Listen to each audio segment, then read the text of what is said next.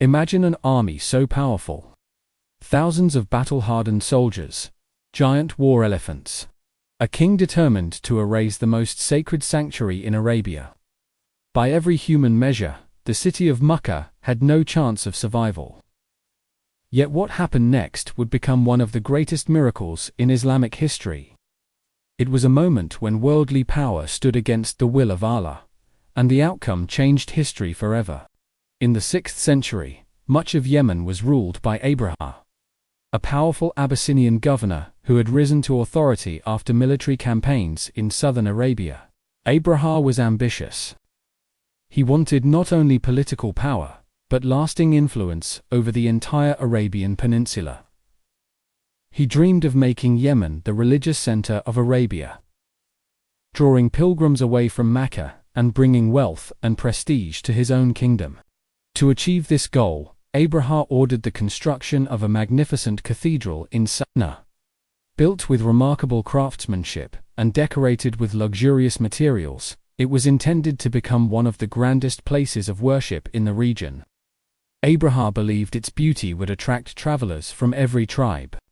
But despite its splendor, the hearts of the Arabs remained attached to one place: the ancient house built by Prophet Abraham and his son Ismail, the Holy Kaaba in Makkah. Every year, tribes from across Arabia continued their journeys to Makkah.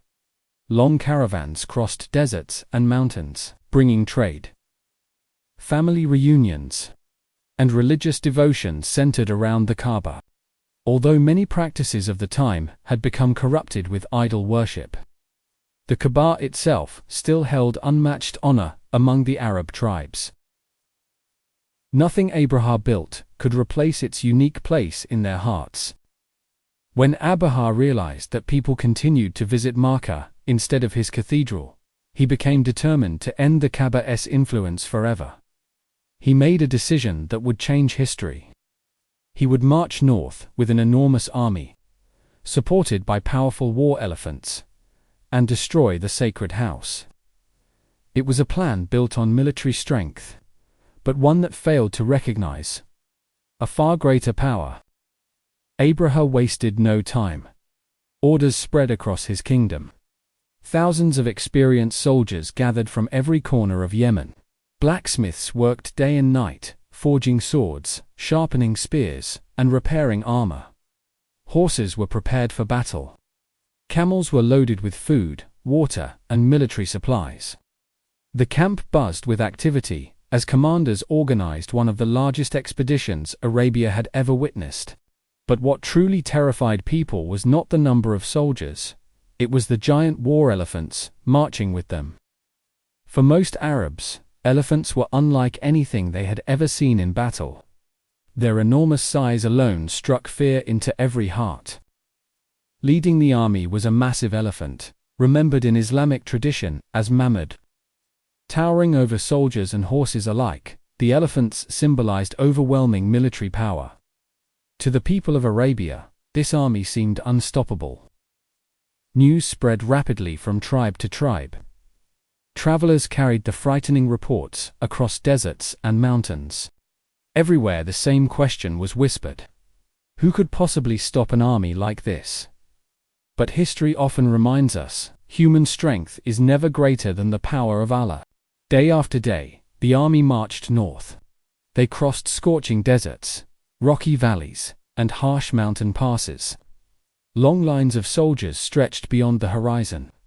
Supply caravans followed behind them. Dust filled the sky as thousands of feet moved together across the Arabian Peninsula. With every mile, fear spread further ahead of them. Villagers watched silently as the massive force advanced toward the sacred house. It seemed only a matter of time before they reached Makkah.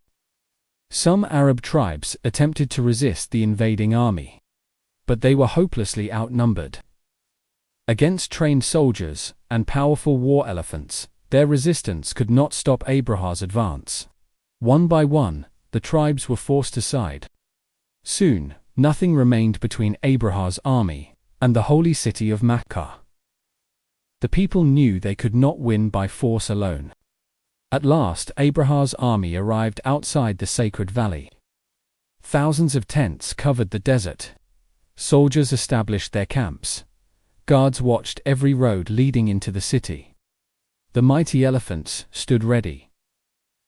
From the surrounding mountains, the people of Makkah looked on with deep concern.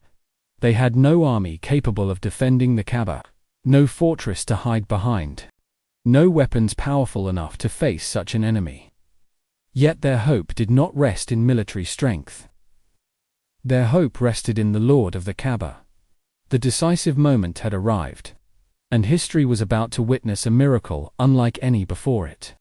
Before the attack could begin, Abraha ordered that 200 camels belonging to Abdul Muttalib, the respected leader of Quraysh, be taken. Abdul Muttalib then entered Abraha's camp to request their return. According to the early Seerah narrations, Abraha was impressed by Abdul Muttalib's noble appearance and dignity. But when Abdul Muttalib asked only for his camels, Abraha was surprised. He said, "I came to destroy your house, yet you ask only for your camels." Abdul Muttalib calmly replied, "I am the owner of the camels, and the house has its own Lord who will protect it." These words reflected complete trust in Allah. Abdul Muttalib knew that the protection of the Kaaba did not depend upon human strength. It belonged to Allah alone. After recovering his camels, Abdul Muttalib instructed the people of Makkah to leave the valley and seek safety in the surrounding mountains. Then he stood near the Kaaba and turned to Allah in sincere supplication. With complete humility, he asked the Lord of the sacred house to protect it from destruction. Soon, the city became quiet. Families watched from the hills. The Kaaba stood alone in the valley. There were no armies, no walls, no earthly defense, only complete reliance upon Allah. At dawn, Abraha ordered the army to move. The lead elephant was directed toward the Kaaba. But something extraordinary happened. The elephant stopped, it knelt upon the ground, and refused to move toward the sacred house. The handlers urged it forward. They tried every method they knew, yet it would not advance. According to the traditional narrations, when it was turned in other directions, it moved. But whenever it faced the Kaaba, it refused. The army stood in confusion. The moment of Allah's decree had arrived. Then Allah sent His help from the heavens. As described in Surah Al-Fil, flocks of birds appeared above the valley. Each carried small stones by the command of Allah. The mighty army that had crossed deserts with confidence was overcome by a punishment no human power could resist. The Quran reminds us, "Have you not considered how your Lord dealt with the companions of the elephant? And He sent against them birds in flocks, striking them with stones of baked clay." The army that had seemed unstoppable was defeated by the command of Allah. The Kaaba remained protected, just as Allah had willed. The news spread rapidly across Arabia. Every tribe heard what had happened. They knew the sacred house had been protected in a way no human army could explain. This remarkable event became known forever as the Year of the Elephant. Yet this miracle was not the end of the story.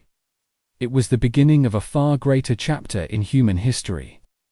In that very same year, Allah would bless the world with the birth of His final messenger, Muhammad, the child who would bring the Quran, transform nations, and guide millions toward the worship of the one true God.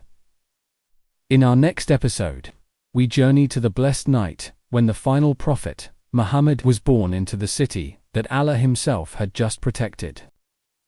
The Seerah Journey, Episode 3, coming next. The birth of Prophet Muhammad. Subscribe and continue this journey through the authentic Seerah of the final messenger.